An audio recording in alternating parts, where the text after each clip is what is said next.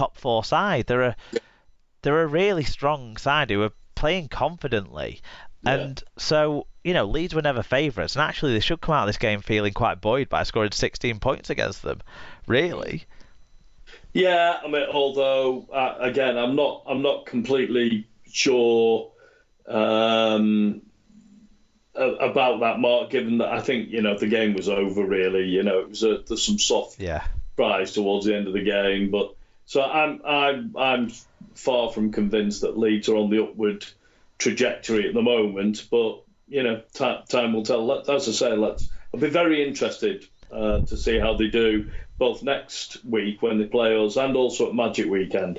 Not least because I'm going with my nephew and I've got two Leeds fans coming with as well, so that should be entertaining.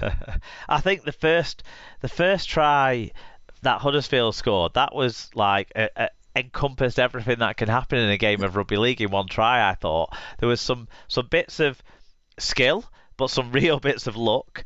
There was some bits of structured play, but there was some bits of flair play, some bits of off-the-cuff stuff. A really fancy diving finish by Ricky Latelli, just getting it in the corner. But really, if you just saw the finish, which I did on a clip on the internet first, and I assumed it was a sweeping passing play. But no, what happened was there was a sweeping passing play just about 10 seconds earlier. Then there was a kick that bobbled around. Then there was a scramble for the ball between some guys. And then Latelli runs round and dives in the corner.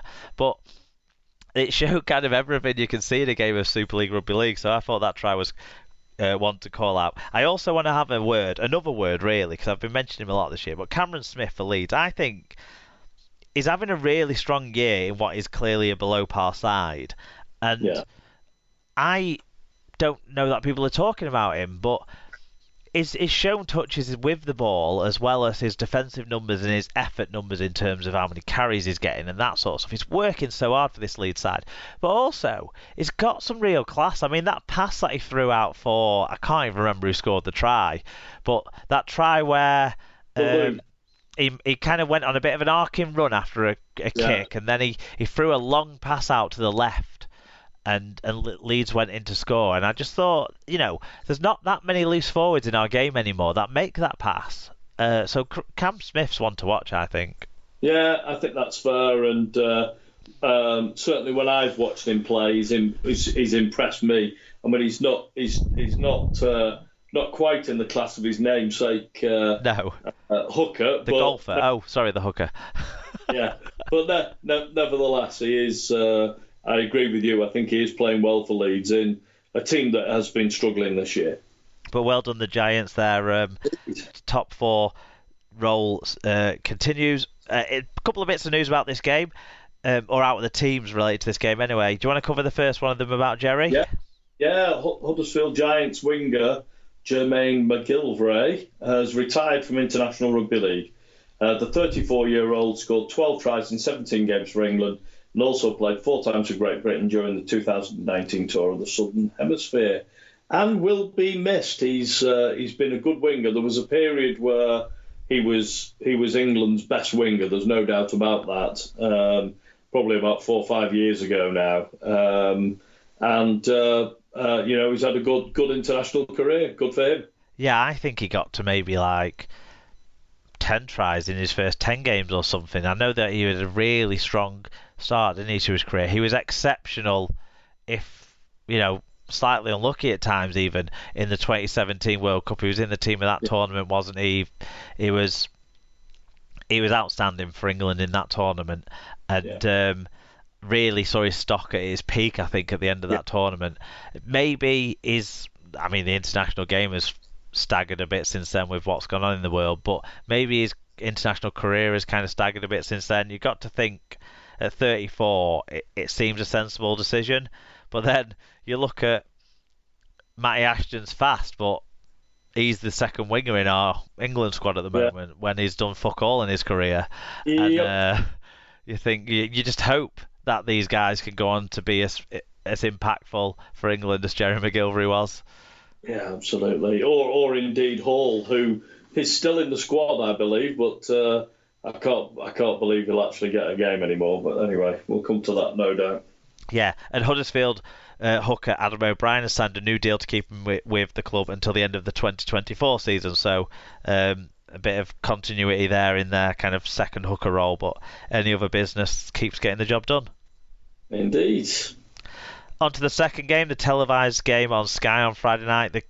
The vital numbers were Salford 12, Wigan 30. It was 6-0 to Wigan at half time, so a lot of scoring in the second half of this one.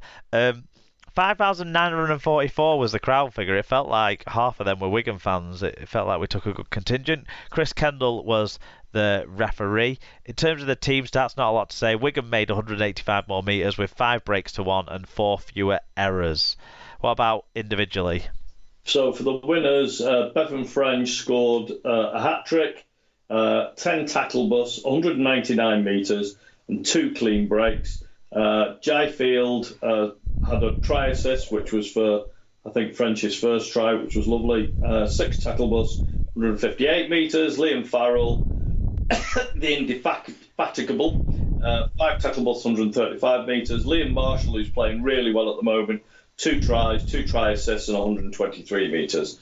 For the losing Salford Reds, Brodie Croft, 1 try assist, 5 tackle busts, 142 metres. Tyler Dupree, 144 metres. Ryan Braley, 1 try assist, 5 tackle busts, 112 metres. And Tim Laffey, 6 tackle busts, 110 metres and 4 offloads. Yep, Callum Percy, the Wigan drummer, said, "Wow, what a performance that was. It was a shame to concede, as that would have put the cherry on the top, but can't really complain with that performance. Marshall's pick-up try and Bevan's try were unreal. Give that man whatever he wants to sign the contract. We desperately need to keep him. Now a well-deserved break for the lads." And he added as well, Wigan have scored 9 tries more this season than in the entirety of last season. Wow. Yeah. Attack has increased by 11 points per game from 14.6 to 25.5. You can't argue with that. That is a stunning turnaround. Coming Up Roses said, Wigan carried strong and showed good defence. If we can combine the defence from tonight with our attack from the KR game, we should be a difficult team to beat. We need to get French to sign. I'm sure if he doesn't, he won't be signing for the Nearly Men in Codhead FC. Yeah, we'll touch on that then. I've heard that FC's offer is the best offer from a Super League club financially, but that he's waited to see if he gets an NRL offer because their kind of recruitment window is still kind of rolling along. I think it's ludicrous that the Dolphins don't come in and try and get Bevan French. I think he'd be a great signing for them in their first year, surely. But ultimately, Matty Pete was right. If he wants to get an NRL contract, he'd be better off staying at Wigan than going and playing anywhere else in the Super League. Yeah, I thought that's probably right. Mark Butler said, went to this, happy to get a first half contest, although Wigan probably weren't tested too much defensively too often. By the time Wigan's wonder try made this game stop being a contest, there have been a couple of warning signs of what they're capable of. Ultimately, a great example of putting the pressure on and keeping it on, as Salford barely had the ball until the last 10 of the second half. Matt Speakman says, it's so fun to follow this team at the moment. Whether it's Jai Field and Cade Ellis excitedly telling us that they had a subway at the Trafford Centre. I'm sure that makes sense. The whole section hyping up Singo before every kick-off, or me shouting for Bevan to sign the contract after his tackle on Burgess, causing him to turn to us and laugh. Scintillating in that second half, tore them apart. I think Kendall and our players felt sorry for Rowley at the end. And Jen Kay said it really is a good time to be a Wigan supporter at the moment. We'll never get bored of watching French and Field combine to score tries. Great game and Wigan dominant throughout, even if it took a while for the scoreboard to reflect that.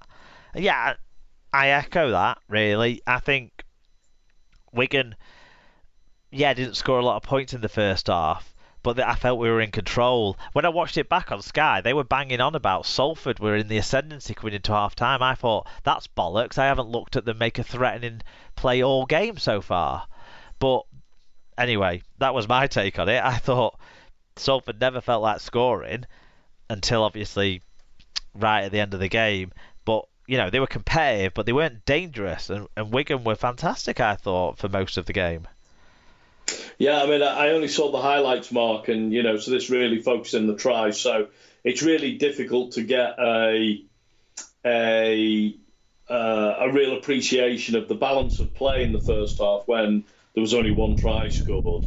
But if you just follow the highlights through, it would definitely give the impression that Wigan were on top until the very latter stages of the game. It looked to me, from what I could see, that Wigan were just too fast, all over the park. Too fast in defence, too fast in attack with the ball.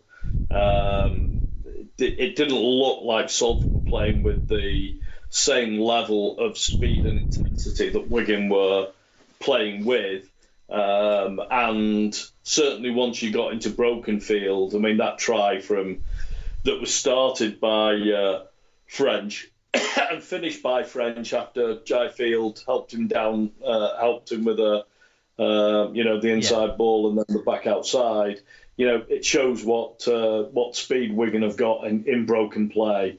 It was very impressive. I thought Wigan would win, but I thought Salford would give a better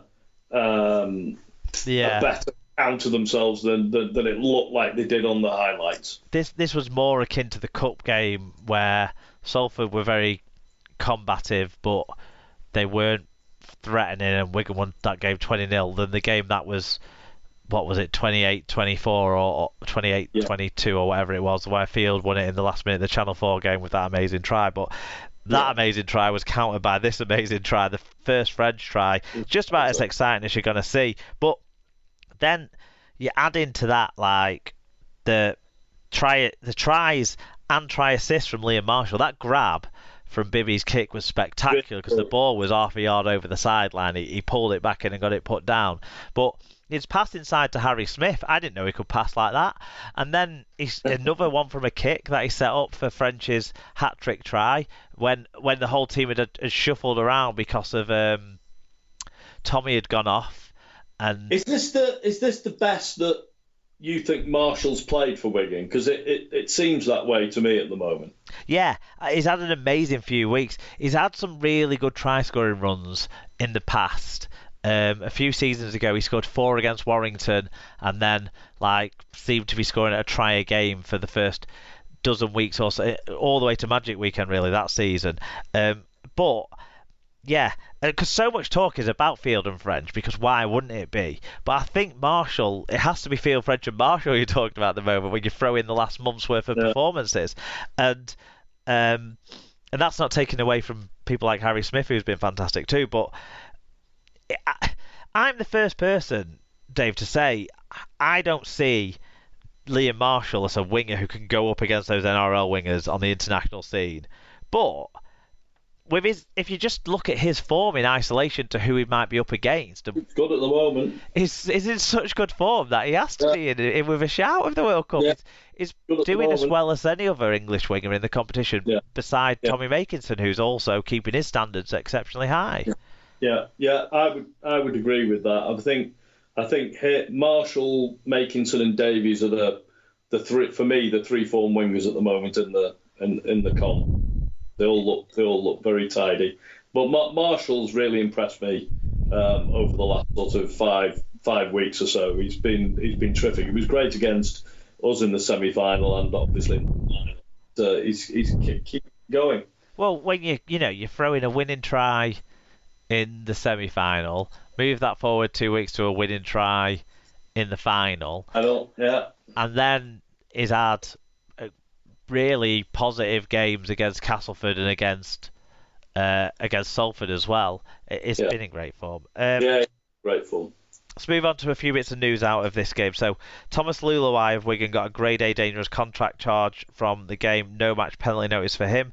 Tim Laffey got a grade B other contrary behaviour charge. 1 match penalty notice for him. That was for the late hit. Not late, because it wasn't even like Bateman had the ball. That was for the hit he put on Bateman on suspicion. Right.